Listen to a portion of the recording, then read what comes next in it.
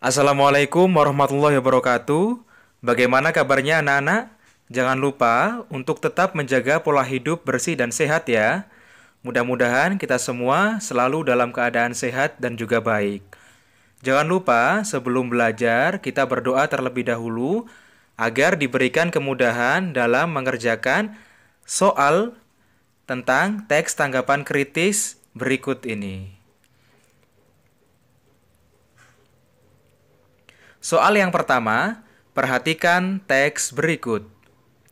Film Sintren merupakan film yang mengangkat kehidupan masyarakat pesisir utara. Ceritanya sederhana, tapi terkesan wah.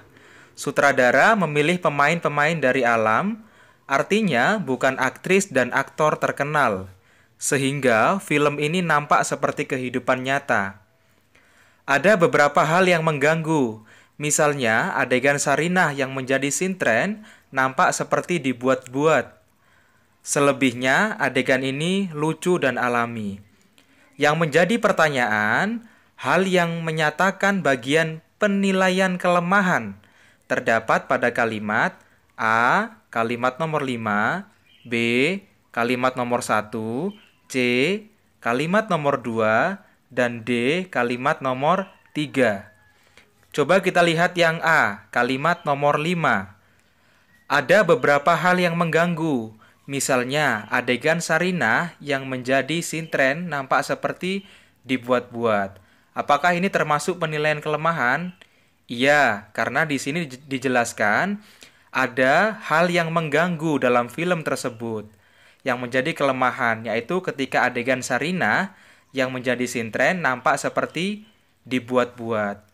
Kemudian yang B, kalimat nomor 1. Film Sintren merupakan film yang mengangkat kehidupan masyarakat pesisir utara. Apakah ini termasuk penilaian? Bukan ya, ini termasuk pernyataan yang akan ditanggapi. Yang C, kalimat nomor 2. Ceritanya sederhana, tapi terkesan wah.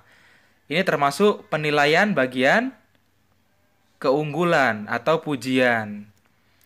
Karena meskipun terkesan sederhana, tapi ceritanya sederhana, tapi terkesan wah atau bagus.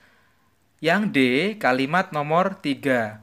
Sutradara memilih pemain-pemain dari alam, artinya bukan aktris dan aktor terkenal. Berarti ini termasuk dalam bagian deskripsi ya, bukan pada penilaian. Berarti jawabannya adalah A, kalimat nomor 5. Selanjutnya, soal nomor 2, cermati teks berikut. Menjamurnya televisi swasta berarti kita semakin mudah menikmati hiburan. Disinilah kita mesti berhati-hati dalam memilih program yang pas untuk dinikmati. Hendaknya, orang tua juga memperhatikan anak-anaknya dalam memilih acara televisi dengan menjelaskan mana yang baik dan mana yang buruk untuk ditonton. Tanggapan yang sesuai dengan isi paragraf tersebut adalah A. Televisi swasta semakin menjamur dan mudah dipahami. Apakah itu termasuk tanggapan? Bukan ya. Yang menjadi tanggapan adalah pandangan kita terhadap yang disesuaikan dengan paragraf di atas. B. Orang tua harus mengarahkan anaknya dan memilih acara televisi. Bisa jadi ya, karena sebagai tanggapan yang sesuai dengan paragraf di atas menyebutkan bahwa orang tua haruslah memperhatikan anak-anaknya dalam memilih acara televisi. Yang C, acara televisi swasta bervariasi dan pas untuk dinikmati. Apakah ini termasuk tanggapan? Bukan ya, ini termasuk pada deskripsi bahwa saat ini acara televisi bermacam-macam. Yang D, orang tua harus berhati-hati. Yang D belum jelas ya, konteksnya orang tua harus berhati-hati dalam hal apa? Maka jawabannya adalah B. Soal selanjutnya, bacalah paragraf berikut.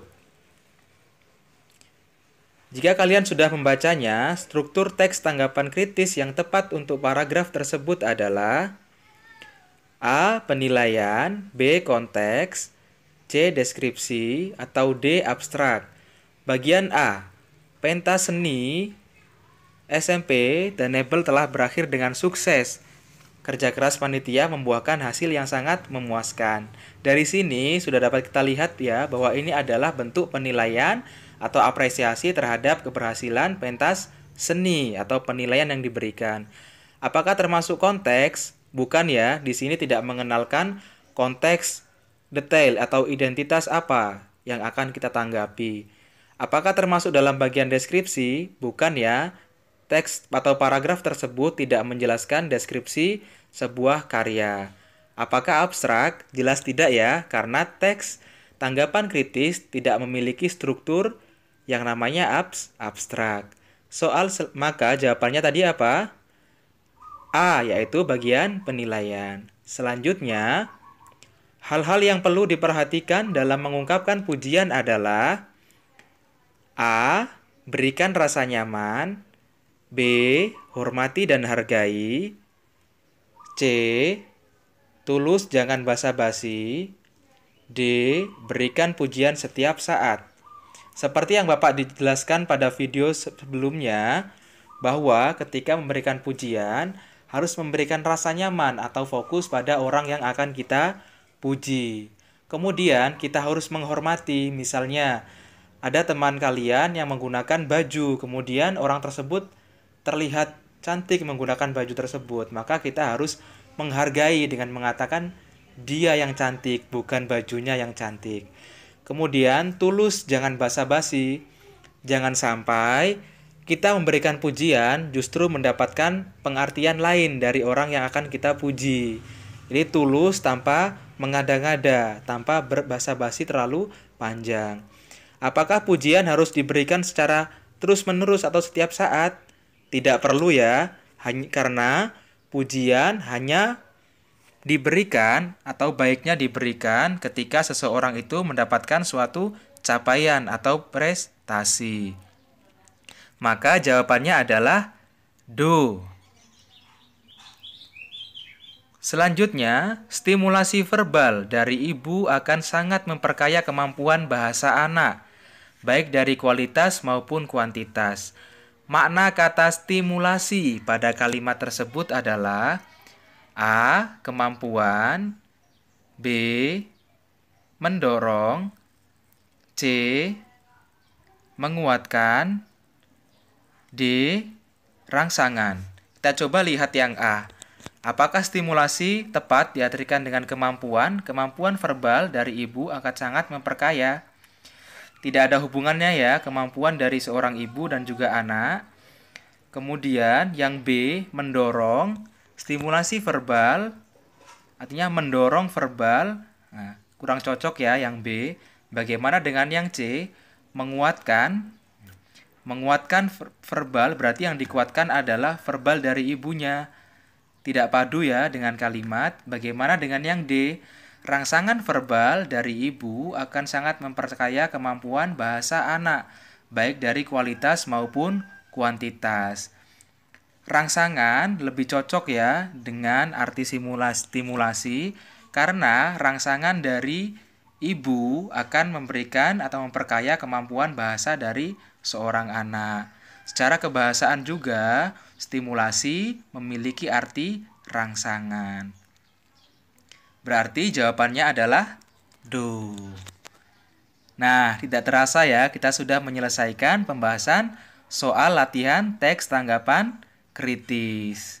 Jangan lupa untuk sering-sering berlatih mengerjakan soal agar kalian semakin mahir dan pandai dalam memahami materi teks tanggapan kritis.